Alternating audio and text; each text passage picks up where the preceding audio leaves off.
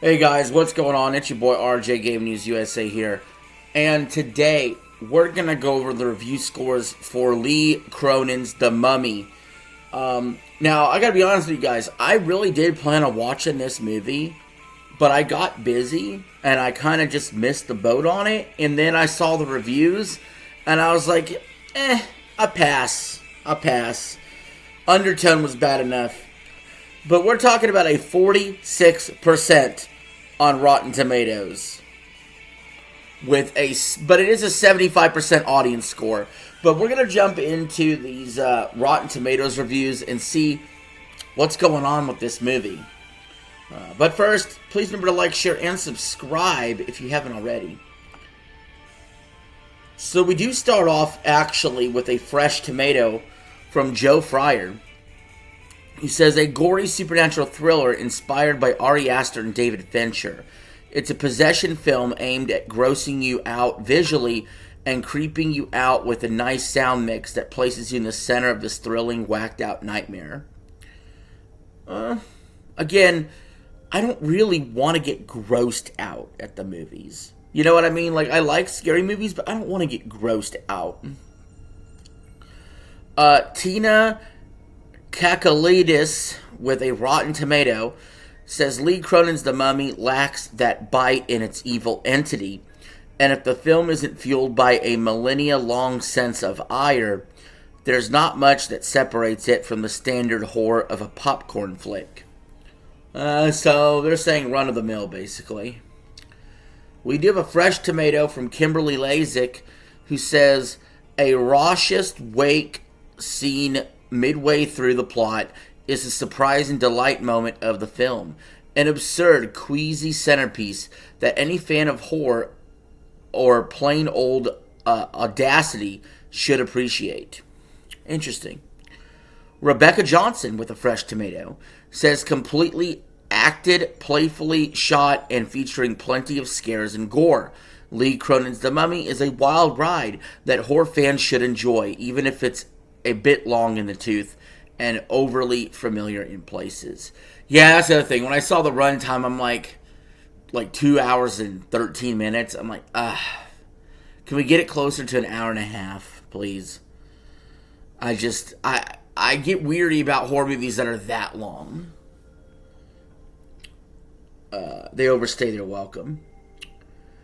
David Chen with a fresh tomato says The Mummy feels like a maximalist film where all the impulses of the director are on full display. There's maiming and self-harm and vomiting. Virtually every bodily fluid comes out to play. Yeah. Rachel Wagner with a Rotten Tomato says the pacing is a major problem. And yeah, pacing, if you don't get the pacing right in a movie, it just ruins a movie sometimes. Jordy Sirkin with a Rotten Tomato says you can't help but feel this film was originally intended as a follow-up to Cronin's Evil Dead Rise, and that they just slapped a sequence set in Egypt at the beginning to claim it is The Mummy. So, I will say this though. I did know there was a ton of movies, for some reason, between April through June that I planned on watching, and I knew I wasn't going to stick to all of them. Some of them would be dropping out, and I didn't expect The Mummy would be dropping out for me. But it did. Rick Romanciado with a Rotten Tomato says, mix into the stew are more than a few stereotypes. Over-the-top violence directed toward children, and enough body horror to keep you awake at night. If that floats your boat, fine. This movie's for you. Then we have Keith Garlington with a fresh tomato, saying Cronin shows no interest in playing it safe, nor does he cater to certain expectations. Instead, he takes threads of inspiration and weaves together his own wicked tapestry. That works as both a squirm-inducing horror and rousing popcorn entertainment. Then we have Jack Martin with a Rotten Tomato saying Lee Cronin's The Mummy goes for broke with a franchise reinvention that is grotesquely gory and a stylishly deranged, but a derivative script filled with tonal unbalance and frustrating character decisions keep it stuck in its tomb. And yeah, I did hear a lot about the plot not being the greatest, so not surprised there to see a rotten tomato. But how about a fresh tomato from Eddie Harrison, who says, The Mummy feels like it's a stealth sequel set in the usual Evil Dead universe. This is a very hard R, but should appeal to those who like their possession stories with buckets of blood, gore, and black ooze. Just don't go looking for Brendan Fraser. Hannah Flint, with a rotten tomato, says, as it transforms the classic romanticized antagonist of the Mummy into the arbitrary demonic entity, Cronin does little to bolster the Egyptian texture beyond window dressing for once again a generic white family. Oh God. Get that fucking review out of here. Seriously, we're gonna bring race into this? No. How about Ferdoza with a rotten tomato saying, if one is to picture this as an unofficial entry to the modern Universal Monsters franchise, The Mummy is a decent company with the Invisible Man and the Wolfman. Despite lacking a distinct personality, it still fits into that concept. I loved the Invisible Man. It was one of the few good 2020 movies because of the pandemic. And the Wolfman was decent. I don't think this movie's better than either. Probably not, at least. How about a fresh tomato from Jonathan DeHaan saying it's wild, it's kooky, it has Looney Tunes style energy to it, and it's a hella violent. Everything you're looking for in a new Evil Dead or Mummy movie. I don't care for the Evil Dead franchise, guys. I just don't. It's not my thing. Kimberly Elizabeth with a fresh tomato says, overall a super fun theater experience. Try to see it with a loud crowd who will groan at all the gross bits. I found the second half to be weaker than the front half. If you are looking for a wild, gross out ride, you're going to have a blast.